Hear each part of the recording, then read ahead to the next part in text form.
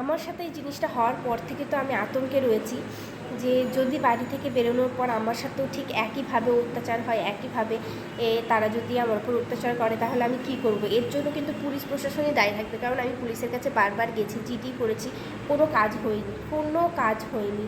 তো যদি আমার কিছু হয়ে থাকে তাহলে কিন্তু পুলিশ এর জন্য দায়ী, কারণ ওরা ওদের কাছে অনেক কবার আমি গেছি, কিন্তু ওরা কোনো কিছুতেই গা করেনি। আমাদের দেশ স্বাধীন হলেও আমরা মেয়েরা কি আদৌ এখনও স্বাধীন হয়েছি?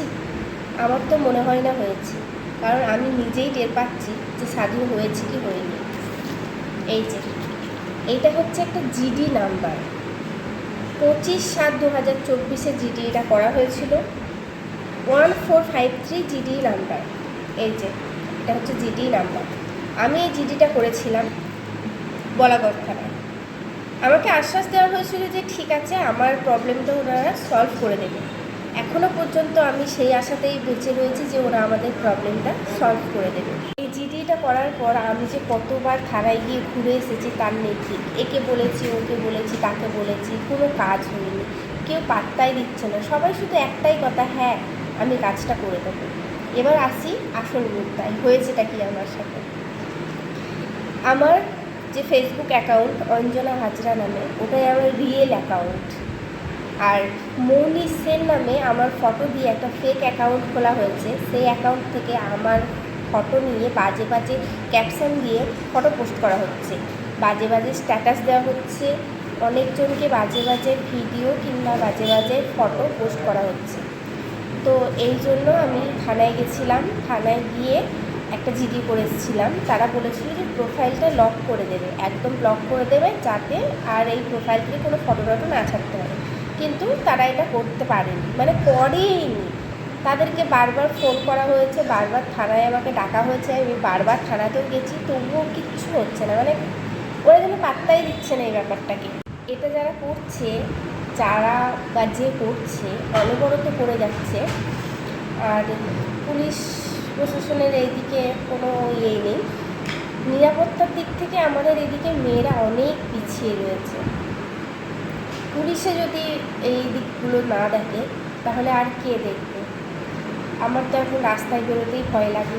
এখন নাই ফেসবুকে হচ্ছে, পরে তো আমার সাথেও হতে পারে, বলা যায় না। আমি যেহেতু আমার পার্লার রয়েছে, রাস্তায় কোনো দিন বেরোলাম, রাস্তাতেই বাড়ি যাচ্ছি, অন্ধকার রাস্তা, এদিকে বেশি লাইটও নেই, আলো দেওয়া নেই, কোন সময় কি হয়ে গেল না হয়ে গেল সেটা নিয়েও অনেক চিন্তায় থাকি। যদিও বা আমার ভয়টা খুবই কম, তবুও এখনও ভয় পাই।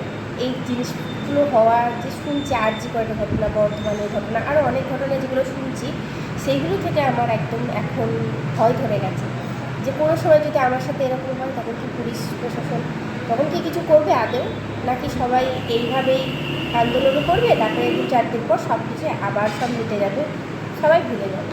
তো এখন আমার কী করণীয় আমি সেটা বুঝতে পারছি না। ভাবলাম তোমাদের সাথে শেয়ার করি যে এখন আমার কী করণীয়, কী করবো এখন আমি। আবার কি থানায় যাবো? ও হ্যাঁ, সব থেকে বড় ব্যাপার, থানায় আমাকে ডাকা হয়েছিল একদিন 11:30, রাত 11:30টার সময়। সেদিন আমিও কি বলবো, কি ভেবেছিলাম যে হ্যাঁ যাই, তারপরে কিছুজন আমাকে বারণ করে, তারপরে আমি আর যাই না। রাত 11:30টার সময় কোন থানার পুলিশ ডাকে? বিজয়বাবু বিজয় স্যার আমাকে ডেকেছিলেন। বিজয় স্যারটা কোন পোস্টে রয়েছে আমি ঠিক জানি না, তিনি আমাকে ডেকেছিলেন, কিন্তু আমি যাইনি। আর তারপরে সকালবেলা গেছিলাম, কাজ মিটিয়ে আমাকে ফেরত পাঠিয়ে দেওয়া হয়েছিল। আবার দুপুরবেলার দিকে বিকেলবেলার দিকে আমাকে যেতে বলা হয়েছিল। তারপরে আমি আর যাইনি। তারপরে আমাকে সন্ধ্যেবেলা ডেকেছিল, সন্ধ্যেবেলাতেও গিয়ে কোনো কাজ হয়নি, আমি ফিরে এসেছি। তারপর আর যাইনি, ভাবছি আবার যাব, দেখি কী হয়, ওরা কী করতে পারে, আদৌ এটা ধরতে পারে কি না জানি না। সব প্রমাণ সহ ওখানে কিন্তু আমি সব প্রমাণ সব জমা দিয়েছি, যাতে ওরা একটু ইনভেস্টিগেশন করে, একটু ধরতে পারে যে কে করছে এটা।